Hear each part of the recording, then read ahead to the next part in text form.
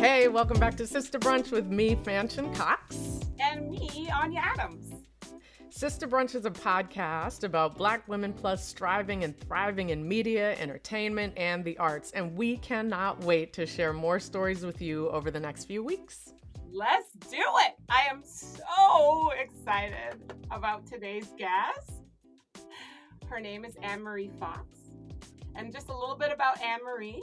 She is a prolific and versatile photographer specializing in portraiture, film, and television unit stills. And after graduating from Columbia University, she studied at the International Center of Photography in New York City. She built her portfolio shooting images for travel and fashion magazines before getting her film break on Kenneth Branagh's Frankenstein. Whoop, whoop. And since then, she's been the still photographer on films like Dallas Buyers Club, Wild, and TV shows like HBO's Insecure, and also a really cool show that's coming out very soon called A League of Their Own, which I just did, and that's how we met. Amazing. A Black Lady sketch show. Oh, also a Black Lady sketch show. Nice. So she's a native of Southern California, whoop, whoop, and she's a member of the IATSE Local 600 Cinematographers Guild. We just really want to welcome you, Anne. We are so excited to talk about your work, what you do, how you got to where you are. We're just really looking forward to learning all about you. So welcome to Sister Brunch, Thank Anne-Marie. Thank you. Yeah. Thank you guys so much for having me. It's such an honor to be at the brunch with you ladies. And Anya, I am so happy that you came on board A League of Their Own at the end of the show. You were like the highlight. Like you really were like the perfect director to show up at the end after all the drama with the potential strike and all the set issues and all the rain in Pittsburgh that we were like, oh my God, we're shooting outside, and they were like, it's like gale winds and rain and everything. It was like a nightmare. So when you got there, it was like perfect. And you have such a wonderful vivacity and obvious talent, but also like very skilled and preparedness when you come on set. And I can tell you this personally from perspective of the crew. They were so happy that we had you there because they were like, oh God, we're getting through the show.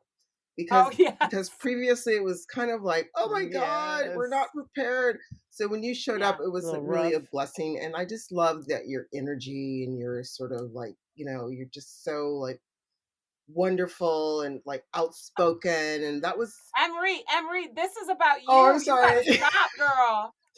Well, wait a minute, I'm loving this Anya Love Fest.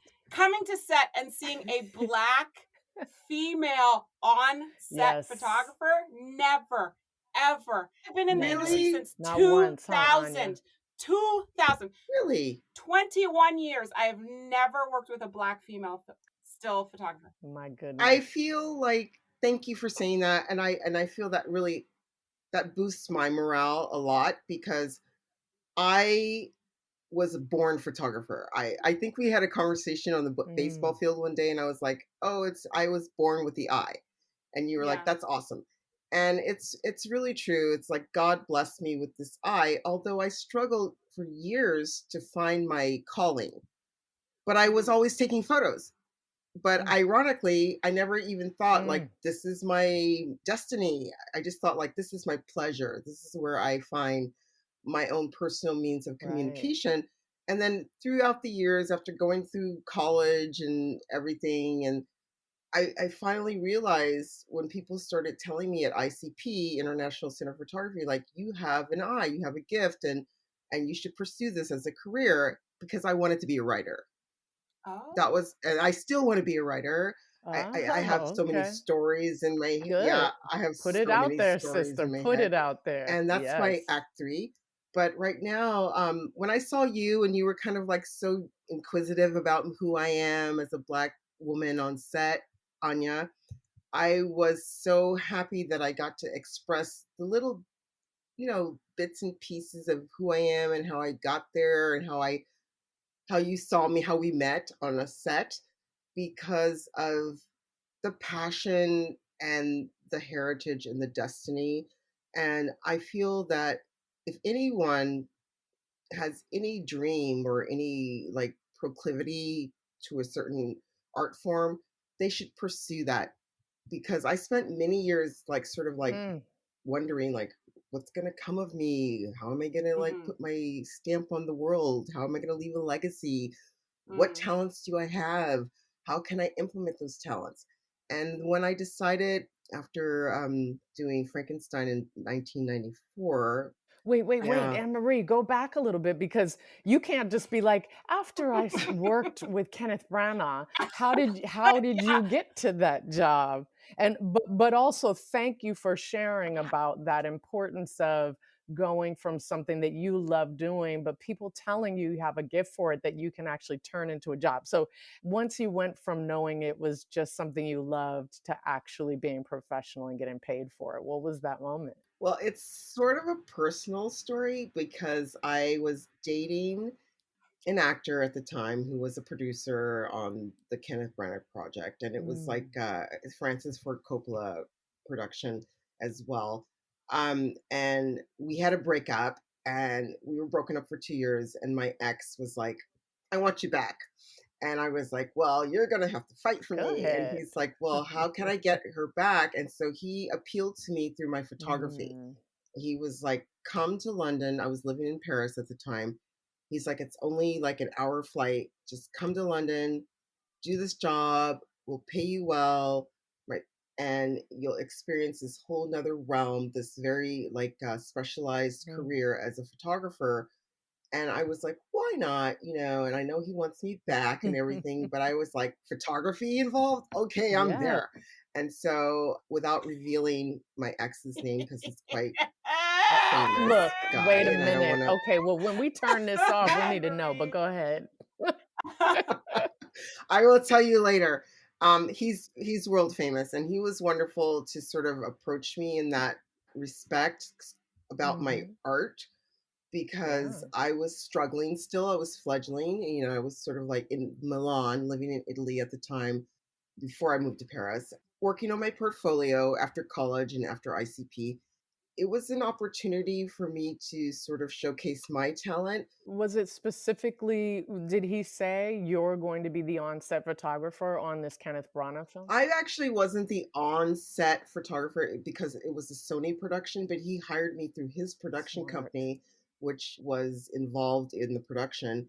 And he hired me to shoot his like Oh, prosthetics, wow. like the transformation of his Okay. character, which was like Yeah.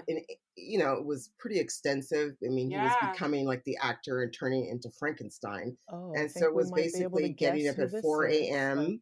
Okay. Sorry. Okay. I think Yeah. you can guess if you Okay. just Google like Frankenstein. Frankenstein, like Mary Okay. All Shelley. right. Yeah, you'll know. And I think Black I'm all girl. us black girls sorry. know. Yes. So he brought you on to actually photograph him and the prosthetics process. Yes, and that was a daily thing. So I basically was on set for 8 months. Wow. Yeah, and it was like really intense. And it kind of trained me to be disciplined and not to complain about getting up at 5 o'clock in the morning and going to a set and taking photos, which I love, but it was like really long hours. So that was my first experience. And I Mm. think that kind of got into my blood a little bit because it was like, oh, this is how movies are made. And so now when I go on sets and things and long hours, despite the strike and all that stuff and the whole issues, Yeah. it doesn't bother me. I mean, I feel like it's like a commitment to a project. And the projects are like 3 months, Mm, 6 months, 4 months, a year. But I feel like I developed and I learned so much discipline from that initial job because he's an expert, Mhm. like he's a very hardworking actor. And he taught me the ropes mm, basically. He was like, Yeah. "Get up, it's 4 mm, a.m. Get the mm. fuck up. We gotta be on set at 5 o'clock. We got like the cars picking us up at this time." And I was younger and I was kind of like, okay, anything to take a photo. But I have to say that that experience kind of honed my skills or my ability to sort of really dedicate myself to the project at hand. So it doesn't matter, A League of Their Own, we had long hours. That's not an issue for me to get up in the morning and be on set ready to shoot. I feel like it's now in my Yeah. it's habitual for me. Yes. And so you learn as you go along that it's not for the Mm, faint-hearted. Like, mm. if you want, people think like, oh, you're a still photographer, you just take photos all day. How lucky you! That's so glamorous and whatever. There's Yeah, so much right. involved. You have to be really on a regimen. It's like you have to like go to work, do your job, be alert, take the best images you can, try to get access, respect the talent. There's a lot of egos and a lot of sensitivity Mm. involved. This is Sister Brunch with Fanshen Cox and Anya Adams. Stay tuned for more of our conversation with unit still photographer Anne-Marie Fox.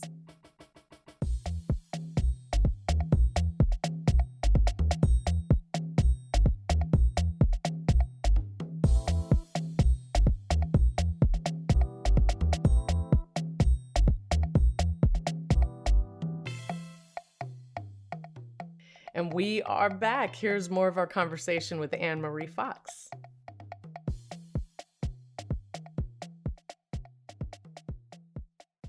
There is a very specific skill I think you as a stills photographer need to have coming into a group of people that are working to do one thing. And your job is not like everybody on the crew is working to accomplish the show. Mm, Your job is not that. And that is like an right. interesting dynamic because you also have to work within this crew to get what you need. And I don't think there's anyone else on set that is not working towards the execution of the production. So can you talk a little bit about like how do Good you point. I'll add to that question.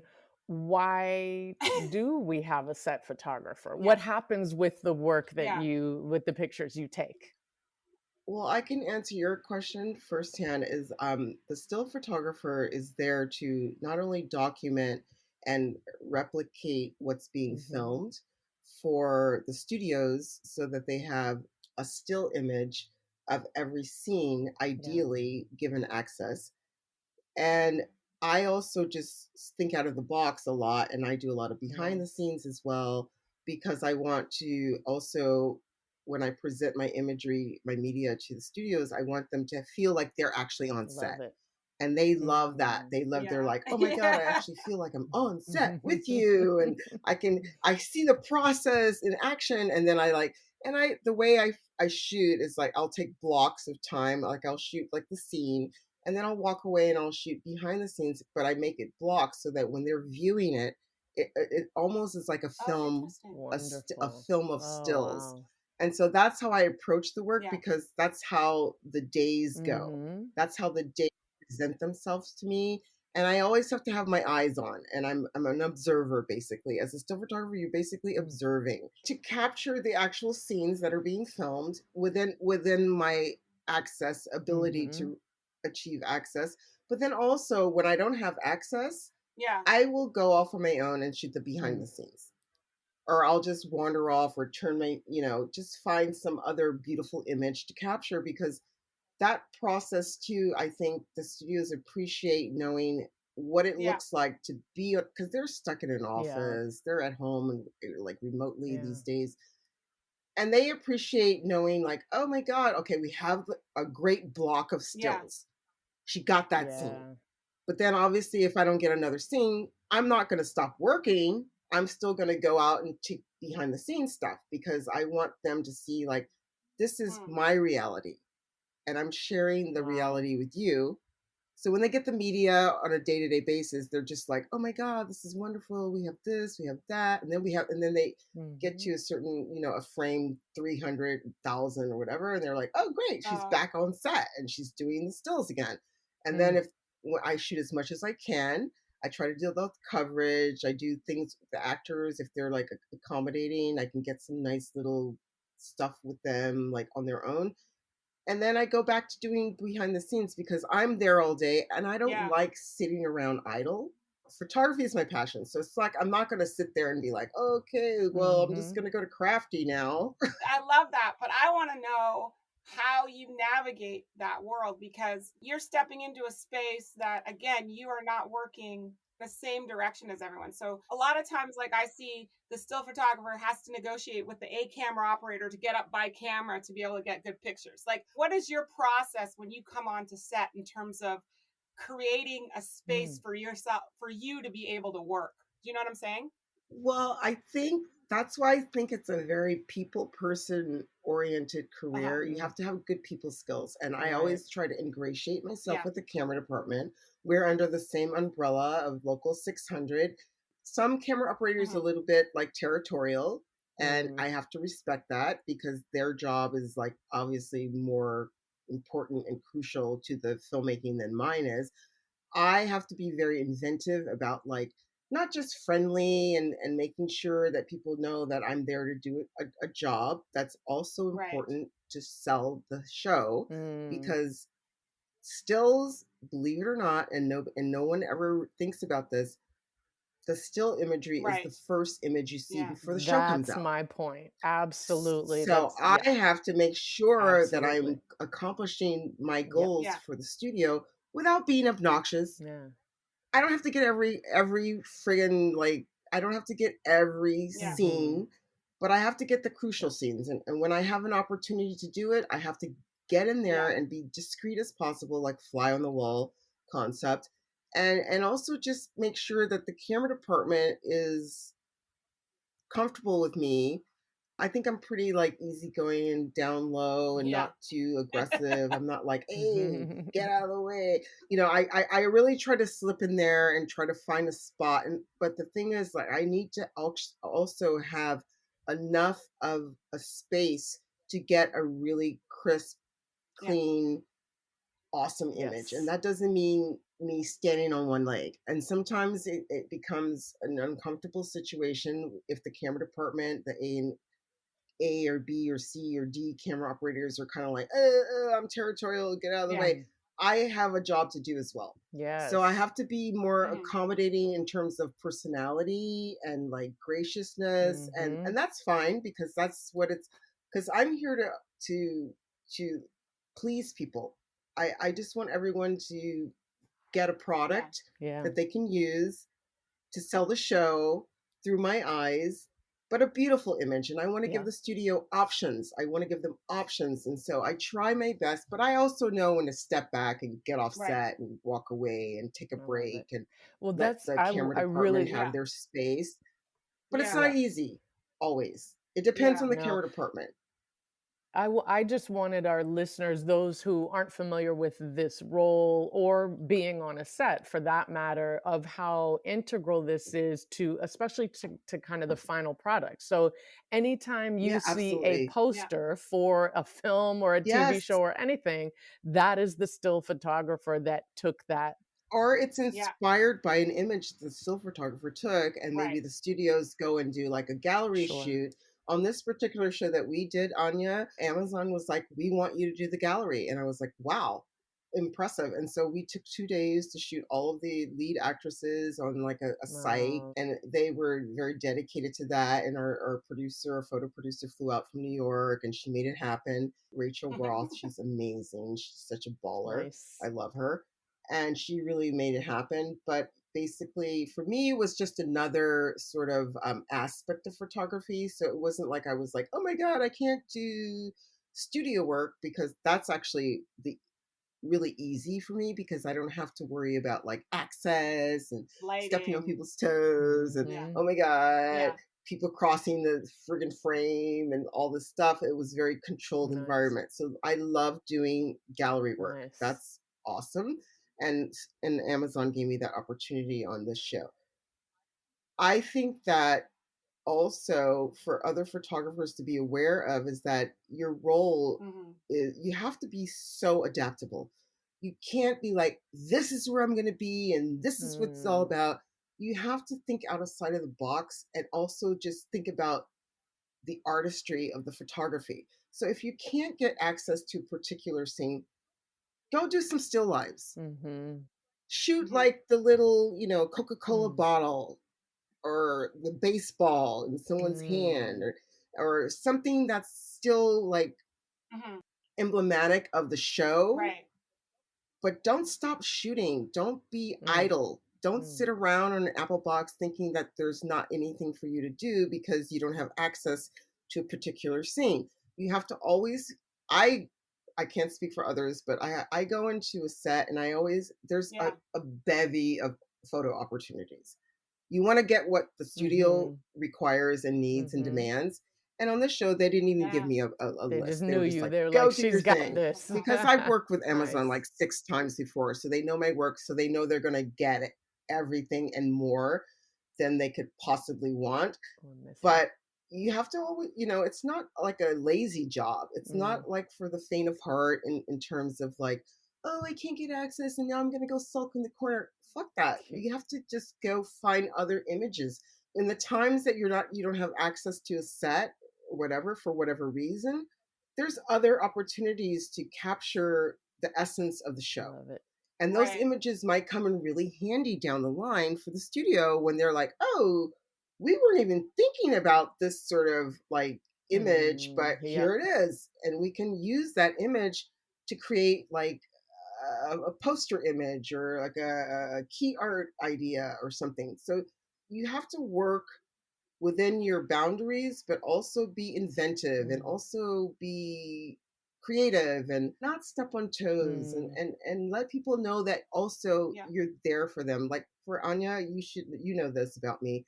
I want to honor the actors. I want them to feel that they're being documented even when they're, I mean, I started from an acting Mm-hmm. career I saw some of and those photos back in the online. 80s, which wasn't so great.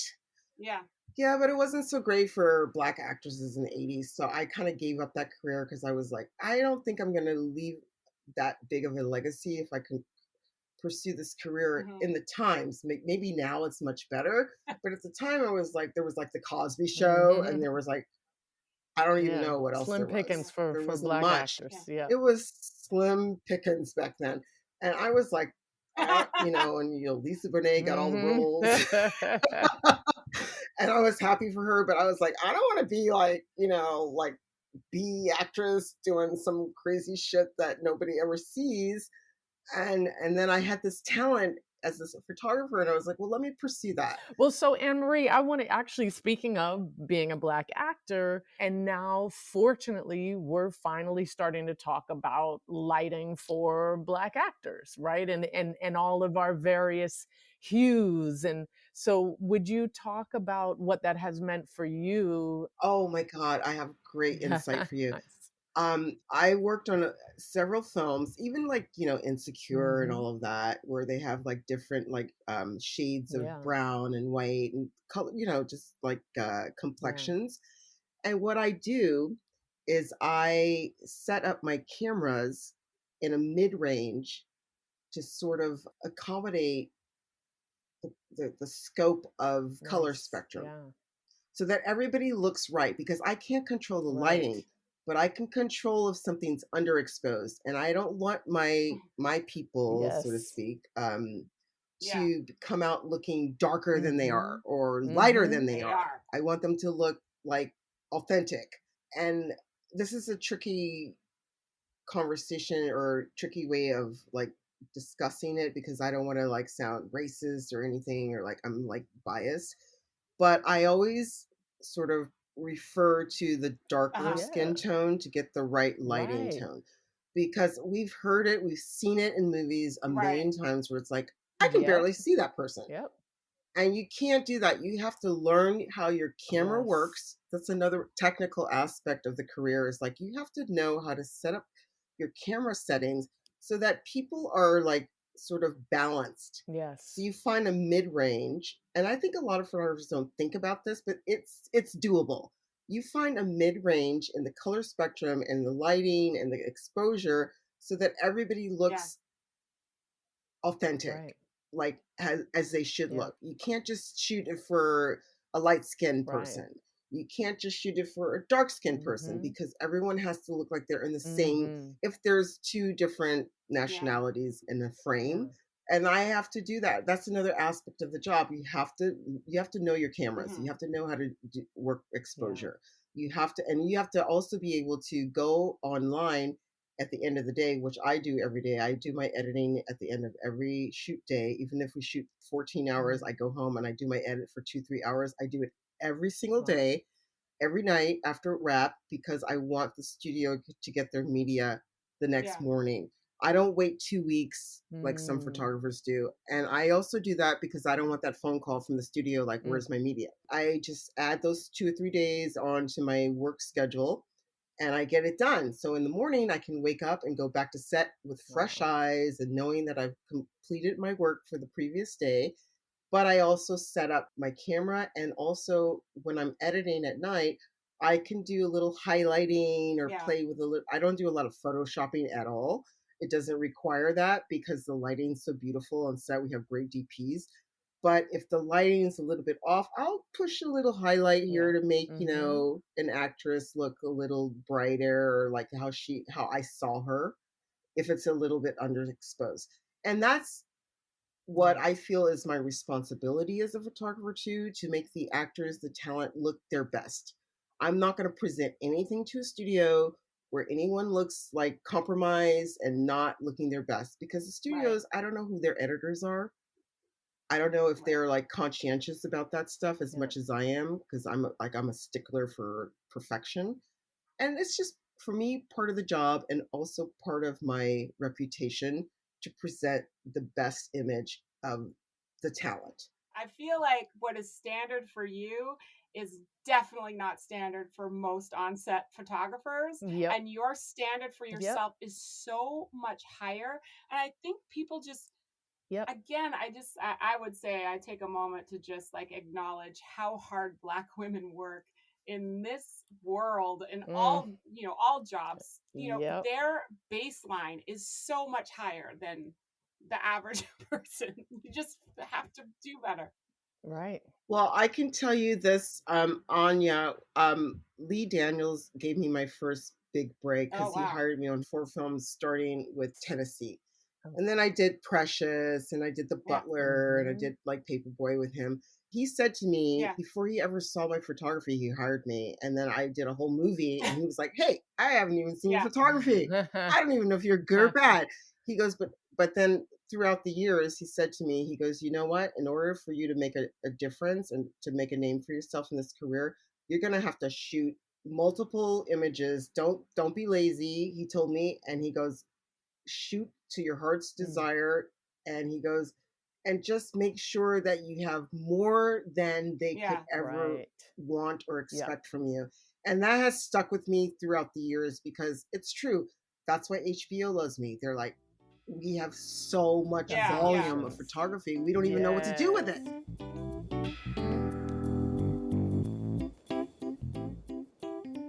Hey, it's Fanshen, and you're listening to Sister Brunch. We'll be right back. And if you haven't already, check us out on Twitter at Sister Brunch, on Instagram at Sister Brunch Podcast. You talked about your third chapter, and we are all about you doing whatever it is you want to do in your third chapter. But please also, can you teach? Oh yes. Because we need you. As Anya said, you're the only one she's ever met in this incredible career she has. I've certainly No. never met any others, and what a gift you are Yes. to even let us know we can do this, let alone to tell us how, right? And you just really, I hope you will add that into your resume at some point, because I feel like you would just be an I incredible agree. teacher I Oh, and you're agree. lovely to say inspiration, that. you know? Well, I think thank you so much, and I love to share the wealth. And I my real passion is also I love watching seeing people succeed. Yes. And I had my Mm, struggles, and I've had doors, locked in mm, my face, and I want to say this that perseverance is the in this career particularly it's Yeah. the only way you're going to mm, succeed. You cannot give up. You cannot give up because I had so many people. I when I started, I looked out for mentors. I was looking for mentors. I found one, okay. Frank Mossy, who does all the big blockbuster films, and he was so lovely to me. I met him in New Orleans on a show, and he's like, "I see that you're new in the union and you're a new photographer." He didn't know if I was black or white, but we had dinner. He took me out for this really nice um, dinner and we spoke and he was made sure that I knew the ropes and what my kit fee should be, and I was obviously undercharging myself. He was like, don't do Good. that. You know, because I was asking $50 a day for kit, and he was like, it's $250. And he's like, you're making us look bad. Stop it. And, you know, he taught me things like that. And he was like, always, I mean, I was all like, oh my God, I had no idea, you know, because he was like, of course you had no idea, because the producer's not going to tell you that. He goes, but I'm here to tell you that. That's why we're having dinner, because I want you to know, now that you're in the union, these are the things that you should be like checking off in your box for your deals. And we're still good friends to this day. We spoke the other day. He's such a great support system for me, and he's like one of the top still photographers. Wow. Meanwhile, I reached out to other still photographers who I admired their work, and they told me that like I was barking up the wrong tree, and like to like maybe like give up. And that was really upsetting back in the day when I was trying to sort of get work. And I reached out to certain photographers that I admired their work, and I thought, oh, do you have any, you know, pieces of advice? And they're like, Black female still photographer? I don't think so. Oh, no. And I'm like, there's this other woman, and she's mixed race as well. So we're the only two Black female still photographers in the union. Wow. And my union rep called me a couple years ago and said, listen, I want you to know that you broke the glass ceiling. And I was like, what are you talking about? She's like, you and Nicola Good are the only two female Black still photographers in the union.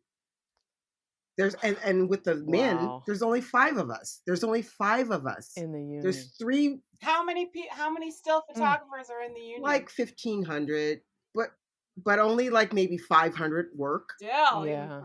Yeah. Oh, wow. So there's like there's like 500 of us that are like actually active, but there's like 1,500 on the roster. Right.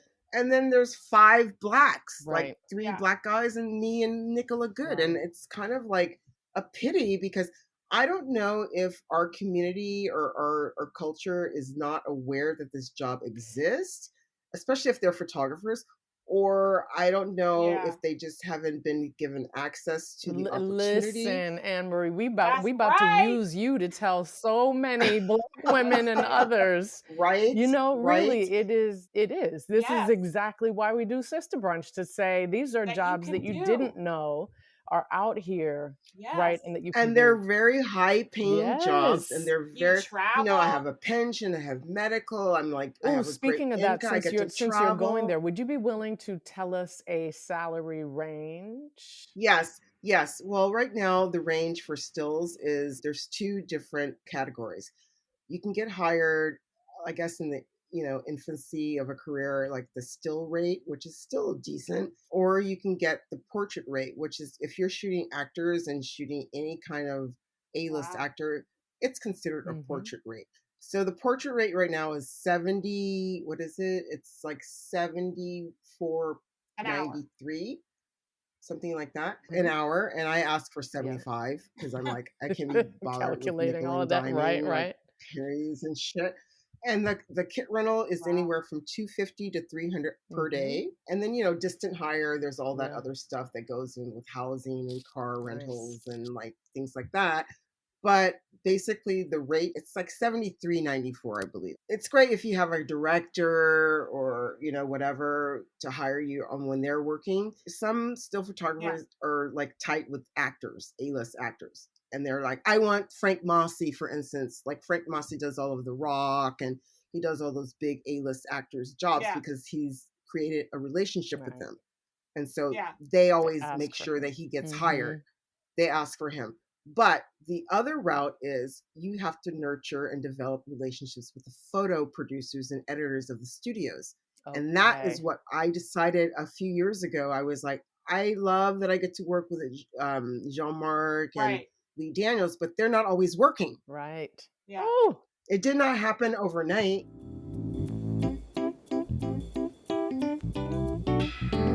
We do have to wrap up, but I was going to ask, how can we support you in the future? We're so grateful to you. We're so grateful to know what you do and that you do it. How can our listeners support you? Do you have Instagram? Should we follow you? How can we support you? Yeah, and thank you? I have Instagram would be great. I have Anne Marie Fox Photography on Instagram and Anne Marie Fox Journals, which is my Cool. diary of sorts Wonderful. of just my daily sort of experience. But, if they would just follow me and like my images, that would be Right. helpful. I've got like 12,000 Nice. followers now. But it would be nice just to put the word out. And then I have, a couple fan base people that are like, oh, yeah. And I Yeah. never We're on mentioned that that. list now too. We are now on that fan base. Yes. Anne-Marie, thank you so much. Thank you, Anne-Marie.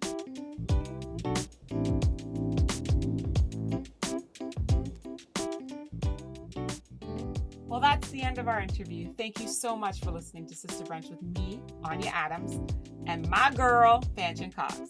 That was our conversation with Anne-Marie Fox. Visit sisterbrunch.com to find out more about her and how to support her upcoming projects.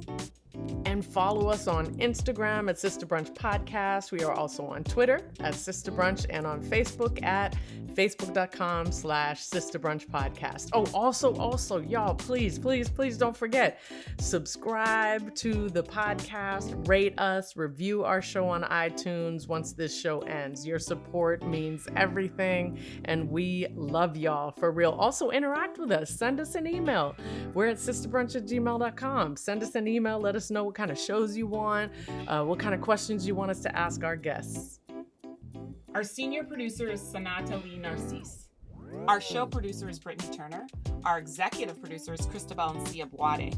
We acknowledge the land we record our podcast on is the original land of the Tongva people for those of us in Los Angeles. Can't wait to see you next time. Take care, everyone.